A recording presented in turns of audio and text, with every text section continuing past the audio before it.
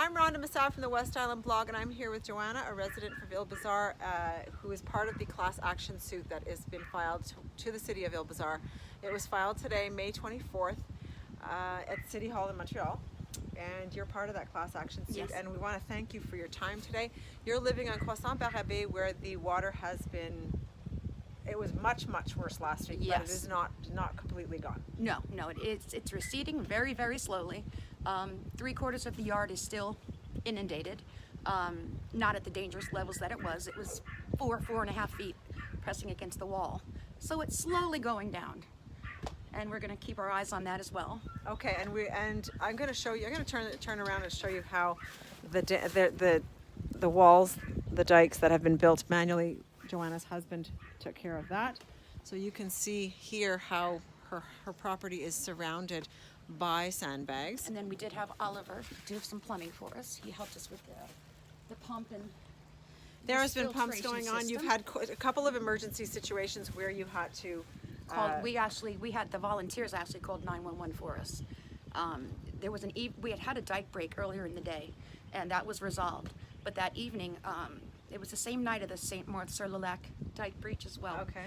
And the waves were really fast and furious. The water was almost up to the top of the wall to begin with. See, this is her wall back here. See, there it is there.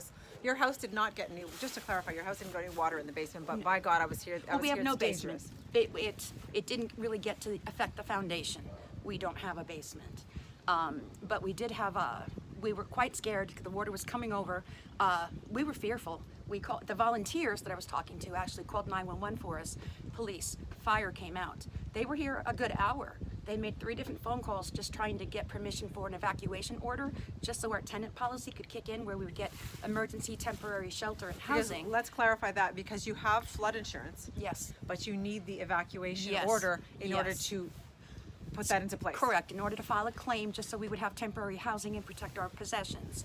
The firefighter made 3 different phone calls. They would not give the approval for us to leave, though they told us our lives are more important, so they think we should go, but they couldn't tell us to go. They did shut your electricity, however. Only temporary.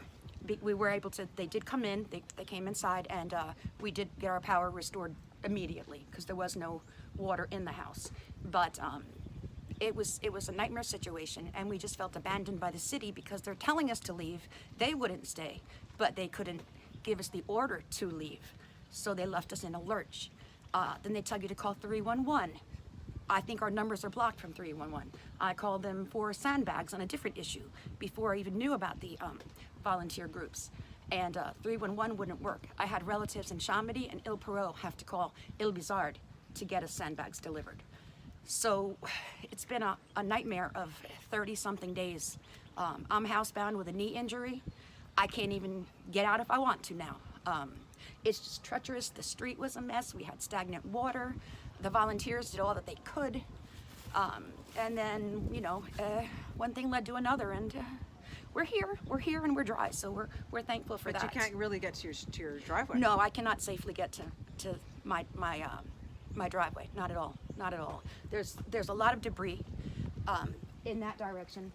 Crazy mud everywhere. Pallets, sandbags. I have an injured knee, so it's hard for me to walk on solid ground. And the trouble that you're facing is because you have 2 animals. Well, yeah. Part of the trouble. Part of the trouble is that we have 2 dogs, which we love dearly, and they're our babies, and You can't leave them. we can't leave them. So even if we tried to seek shelter at the Holiday Inn or whatnot, or through the Red Cross, we can't leave the pups. We have a senior dog who's 12 years old, very anxious, and they're our babies. So we literally fought this hard just to maintain and preserve our way of life, and to keep our puppies safe. So now what are you looking for?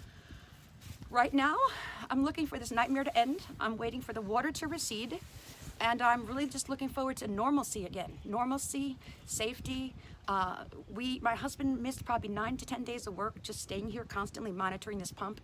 We were sleeping in the living room, every hour checking with our cell phones, coming out in the dark to make sure the pump worked, because the pump was taking care of the seepage that was coming in from under the wall. Right. And of course, to make sure the wall was still there. So we've lived a nightmare. And What are you expecting the city to do for you? What do you want? honestly, I don't know what type of reparations they can make.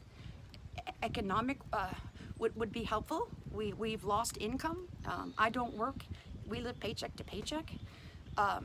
Possibly a future plan where the city gets more involved and is more responsive to the residents. And if the residents are asking and begging for help, I would hope to think in the future they may reconsider that, just to help folks help themselves.